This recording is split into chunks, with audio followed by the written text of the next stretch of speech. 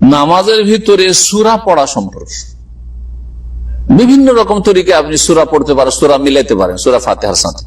ওয়ালিল মুসাল্লি আন ইয়াকরা ইদ্দাতা সুওয়ারিন ফি রাকাতিন ওয়াহিদা, এক রাকাতে কয়েকটা সূরা পড়তে পারে। এই মাসলা অনেকে জিজ্ঞেস করেন, শেখ আমি তাহাজ্জুদের নামাজ পড়বো আর আমার বড় সূরা তো মুখস্থ নেই আর লম্বা তাহাজ্জুদ পড়তে চাই, তো আমি কি মেলাগুলি সূরা এক রাকাতে পড়তে পারবো কি পারবো না? জবাব কি, পারবেন। ফরজও পারবেন, সুন্নাতেও পারবেন, তাহাজ্জুদেও পারবেন, তারাবিতেও পারবেন, সবই তো পারবেন। এক রাকাতে 4টা 5টা 10টা সূরা, বরং গোটা আমপারা পড়ে চলে যাচ্ছেন, অসুবিধা আছে? কোনো অসুবিধা নেই, জায়েজ। মাসলা একটা জানা হইলো যে এক রাকাতে কয়েকটা সূরা পড়া যেতে পারে।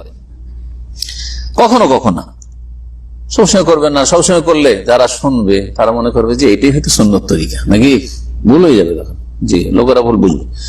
কারণ সহিহ বুখারী মুসলিমে রয়েছে, হুযায়ফা রাদিয়াল্লাহু তাআলা থেকে বর্ণিত, আন্নান নবী সাল্লাল্লাহু আলাইহি ওয়াসাল্লাম কারা ফি রাকাতিন মিন কিয়ামিহি বিল বাকারাতি ওয়া আলি ইমরান ওয়ান নিসা। নবী করিম সাল্লাল্লাহু আলাইহি ওয়াসাল্লাম তার কোন তাহাজ্জুদের নামাজে এক রাকাতে সূরা বাকারা 2.5 পারা, সূরা আলে ইমরান, সূরা বাকারাতে কতটি আয়াত আছে? 286। সূরা আলে ইমরান কতটি আয়াত আছে? 200। ওয়ান নিসা, সূরা নিসা কত? 176 মতো। জি, এতগুলি সুবহানাল্লাহ।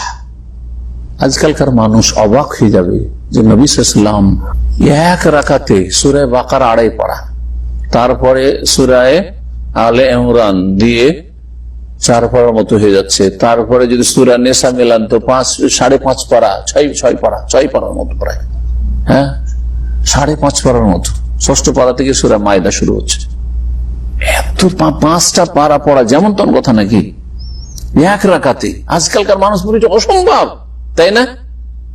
এই অসম্ভবকে সম্ভব বোঝানোর জন্য আপনাদেরকে একটা উদাহরণ দিচ্ছি। যাদের কাছে স্মার্টফোন আছে আর নেট আছে, আনলিমিটেড নেট,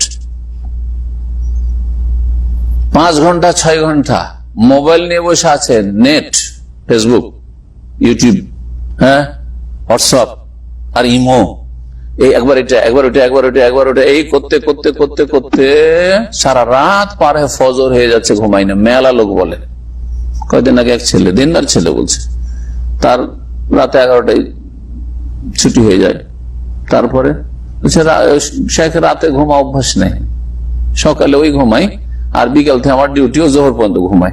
তো কি করেন বলছে, তারপরে নেটে কিছু কাজ টাজ করি, সেই করি, ফজর পড়ে ঘুমাই একবারে, কারণ খাওয়া দাওয়া করতে করতে একটু লেট হয়ে যায়, 12টা 1টা হয়ে যায়, তারপর আর ঘুমাই না। এরকম অনেক লোক আছে।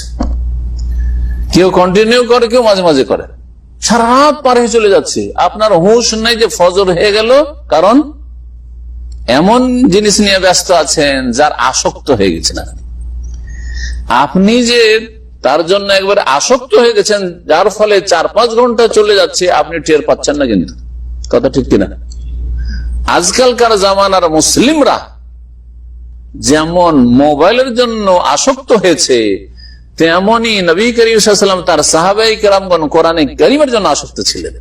যার ফলে আজকাল যেমন 5-6 ঘন্টা নেট নিয়ে পড়ে থাকলে বুঝতে পারছেন না, তারা সূরা বাকারা, আলে ইমরান আর নিসা এক রাকাতে পড়লে কোনো টের পেতেন না যে ক্লান্ত হয়ে গেলাম বা এত সময় হয়ে গেল, কোনো খবর নেই তার দুনিয়ার। সুবহানাল্লাহ। এবার বুঝতে পারছেন, যার যে জিনিসের সাথে সাথে মহব্বত থাকে, এমন মহব্বত যে যার জন্য কি হয়ে গেছে, আসক্ত হয়ে গেছে, তখন সময় যে কিভাবে পার হয় বুঝে নাও। মানুষের এটা হচ্ছে প্রকৃতি। জি, কোন ফিতনায় পড়ে আছেন চিন্তা করেন, আর আল্লাহর কাছে কি জবাব দিবেন চিন্তা করেন। যে আপনার সারাদিনে 20 মিনিট যদি সময় দিতে পারতেন, 1 পারা কোরআন পড়া হইতো, গোটা মাস চলে যাচ্ছে, হয়তো কোরআন ছোঁয়ার তৌফিক নেই। কোরআনের হাফেজ, কোরআন পড়তে পারেন, হাফেজ হন আর নাই হন, কোরআন তেলাওয়াত করতে পারেন, শুধু ওই রমজান মাসে কিছু তেলাওয়াত, বাস, সারা বছর কোনো তেলাওয়াত নেই। আর নেট সারাদিন নেট, আর নেট খাওয়া দাওয়ার পরে আর কাজকর্মের পরে যদি কোনো ফুরসত আছে তো কাজ হচ্ছে মোবাইল আর নেট নিয়ে পড়ে। আল্লাহ যদি জিজ্ঞেস করেন তো নেটের হক ছিল এত ঘন্টা, তো আমার কোরআনের হক কি আদায় করেছিস বল,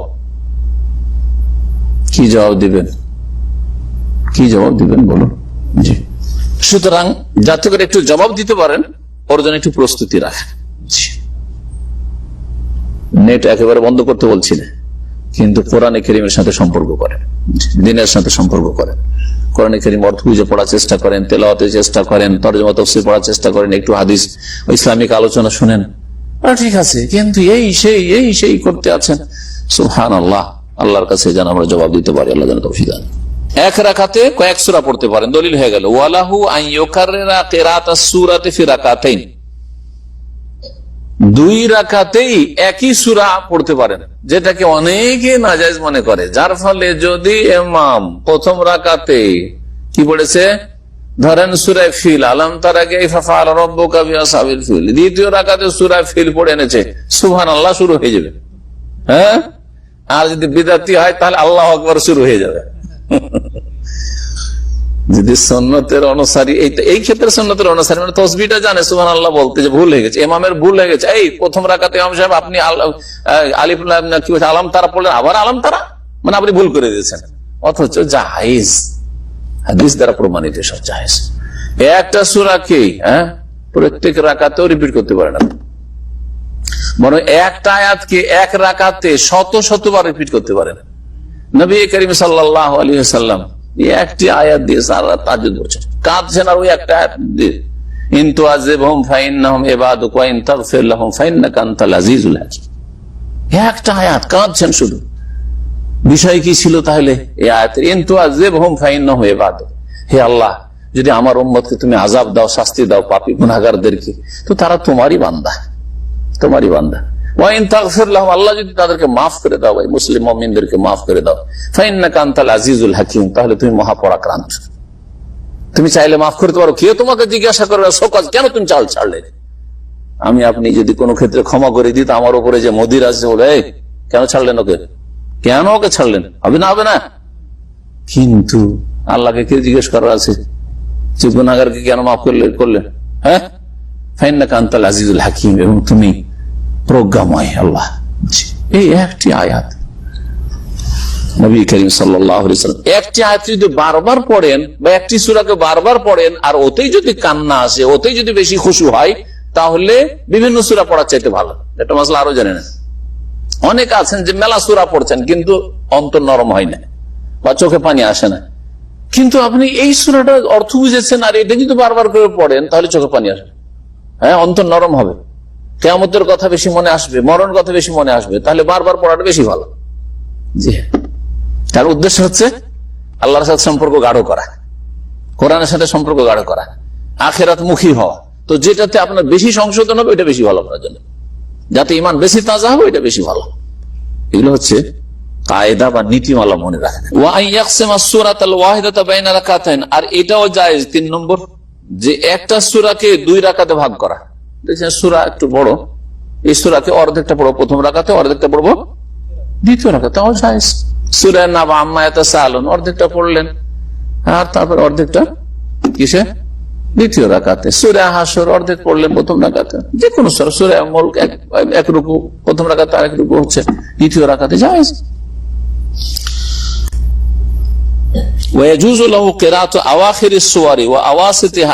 কখনো কখনো সূরার শেষ থেকে অথবা মাঝখান থেকে পড়াও জায়েজ, নবী সাল্লাল্লাহু আলাইহি ওয়াসাল্লাম পড়েছেন, কখনো কখনো, কিন্তু খুব কম। এটা এত বেশি না। আজকালকার ইমামরা কিন্তু বেশিরভাগ সুন্নতের খেলাফগুলি বেশি করেন, যেগুলো জীবনে হয়তো নবী সাল্লাল্লাহু আলাইহি ওয়াসাল্লাম 1 বা 2 বার করেছেন। শুধু সূরার বড় বড় সূরার মাঝখান থেকে 2-3টা আয়াত পড়ে নিল, হ্যাঁ, শেষ থেকে 2-3টা আয়াত পড়ে নিল, এরকমই করে। অথচ এগুলো নবী সাল্লাল্লাহু আলাইহি ওয়াসাল্লাম জীবনে 1 বার 2 বার করেছে। এত বেশি করা তাহলে সুন্নতের খেলাফ কাজ। এই মাসলাগুলি অনেকে জানে না, আর ইমামরা জানলেও আমল করেন না। নবী সাল্লাল্লাহু আলাইহি ওয়াসাল্লামের যেটা অধিকাংশ সময় নিয়ম ছিল, যে গোটা সূরা 1 রাকাতে পড়ে নেওয়া, বড় হইল, হ্যাঁ, অথবা সূরাটাকে 2 ভাগ করে 2 রাকাতে পড়া, শেষ করা, গোটা সূরাকে খতম করা। যেমন শুক্রবার দিন ফজরের নামাজে নবী সাল্লাল্লাহু আলাইহি ওয়াসাল্লাম কি পড়তেন প্রথম রাকাতে? কি জানেন না নাকি? বলেন। প্রথম রাকাতে সূরা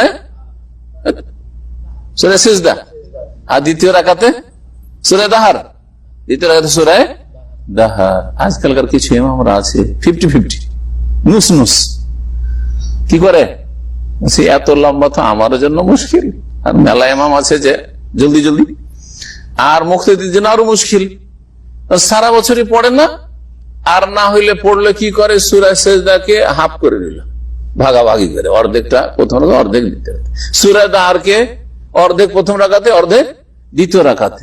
মনে করলো যে আমি সুন্নত পালন হলো না, কারণ নবী করিম সাল্লাল্লাহু আলাইহি ওয়াসাল্লাম গোটা সূরা পড়েছেন এক রাকাতে। জি, নবী সাল্লাল্লাহু আলাইহি ওয়াসাল্লাম কখনো কখনো এরকম সূরার মাঝখান থেকে বা শেষ থেকে পড়েছেন। মুসনাদ আহমদে, মুসলিমে ইবনে আব্বাস রাদিয়াল্লাহু আনহু থেকে বর্ণিত হাদিসে আন্না নবী কানা ইয়াকরাউ ফিল উলা মিন রাকাতাইল ফজর, ফজরের 2 রাকাতের প্রথম রাকাতে পড়তেন কুলু আমান্না বিল্লাহি ওয়া মা উনজিলা ইলাইনা। এই আয়াতটি সূরা বাকারা আয়াত নম্বর 136, সূরা বাকারা আয়াত নম্বর 36, এটা পড়েছেন। অফিস সানিয়া দ্বিতীয় রাকাতে পড়েছেন আলে ইমরানের সূরা কুল ইয়া আহলাল কিতাবে তাআলাউ ইলা কালিমাতিন সাওয়াইন বাইনানা ওয়া বাইনাকুম আল্লা না'বুদা ইল্লাল্লাহ ওয়া লা নুশরিকা বিহি শাইআন ওয়া লা ইয়াত্তাখিযা বা'দুনা বা'দান আরবাবা মিন দুনিল্লাহ ফাইন তাওয়াল্লাউ ফাকুলু আশহাদু বিআন্না মুসলিমুন, সূরা আলে ইমরান আয়াত নম্বর 64। আর তারপর নবী করিম সাল্লাল্লাহু আলাইহি ওয়াসাল্লামের উপর যে কোরআনে কারীম নাযিল হয়েছে সূরা মুজাম্মিলের আয়াত নম্বর 20, তাতে রয়েছে ফাকরাউ মা তায়াসসারা মিনাল কোরআন, কোরআন থেকে যা সহজ হয় তাই পড়ো, কোরআনে যা সহজ সাধ্য তাই পড়ো, যেটা যার জন্য সহজ, আপনার জন্য যেটা সূরা ভালো মুখস্থ আছে আর সুন্দর পড়তে হবে ওইটাই পড়েন, যতটা মুখস্থ আছে ততটা পড়েন, যেখান থেকে আছে ওখান থেকে পড়তে পারেন, তাহলে বোঝা গেল যে সব জায়েজ। কিন্তু নবী সাল্লাল্লাহু আলাইহি ওয়াসাল্লামের বেশিরভাগ সুন্নাত হচ্ছে পুরা সূরা খতম করা এক রাকাতে, অথবা একটা সূরাকে পুরা খতম করা 2 রাকাতে, এরকম করা। লাকিন মিসল হাযিল আশা লা ইউকসিরু মিনহা ফিল ফরজে, ফরজ নামাজে এত বেশি বেশি করবেন না। কোনটা? ওই যে মাঝখান থেকে পড়া বা শেষখান থেকে পড়া বা শুরু থেকে কিছু পড়ে নেওয়া, এরকম করবেন না। বল ইয়াফআলু যালিকা আহয়ানা, কখনো কখনো করবেন। এই সুন্নাত, সুন্নাত হচ্ছে কি আইয়াকরা সূরাতান কামিলা, পুরা সূরা এক রাকাত পড়বে, এটা হচ্ছে সুন্নাহ। যদি খুব লম্বা হয়ে যাচ্ছে ফাইন তালাত কাসামাহা নিসফাইনে, তাহলে 2 ভাগ করে নেন, একটা সূরা অর্ধেকটা প্রথম রাকাতে, অর্ধেকটা দ্বিতীয় রাকাতে।